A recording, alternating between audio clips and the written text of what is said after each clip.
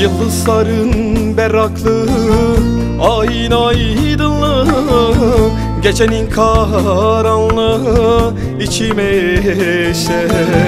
Yıldızların berraklığı, ayın aydınlığı, gecenin karanlığı içime eşer.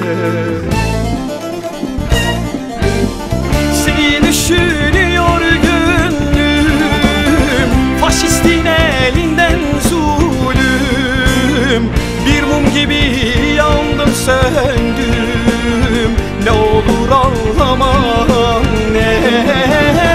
Seni düşünüyor gönlüm, faşistin elinden zulüm.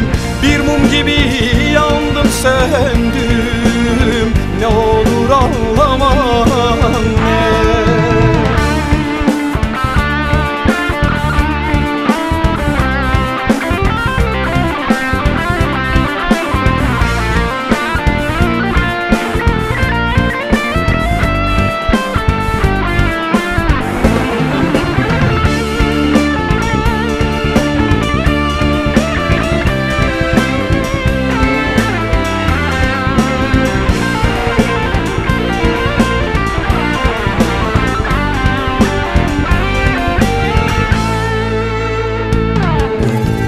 Dört duvar mahkumuyum ben, hani nerede özgürlük? Ben yolumun yolcusuyum, unutma anne. Dört duvar mahkumuyum ben, hani nerede özgürlük? Ben yolumun yolcusuyum, unutma anne. Eğer bir gün gelemezsem, acını dindiremezsem, ellerinden öpemezsem, ne olur ağlama anne. Eğer bir gün gelemezsem, acını dindiremezsem, ellerinden öpemezsem, ne olur ağlama anne. Dünyanın dört bir yanında, doğanın bağrında patlayan silah sesleri yerini cıvıl cıvıl ve neşeli oynayan çocuk seslerine bıraksın isterim. Ama yok yok, bilirim olmayacak bu istediklerim.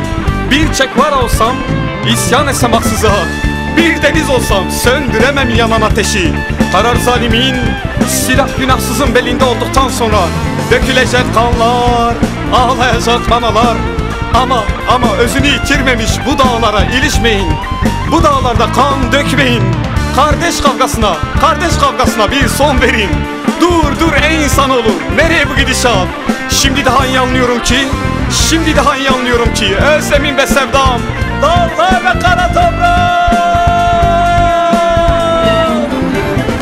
Seni düşünüyor gönlüm, faşistin elinden zulüm.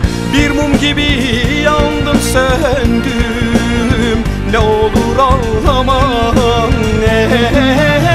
Seni düşünüyor gönlüm, faşistin elinden zulüm.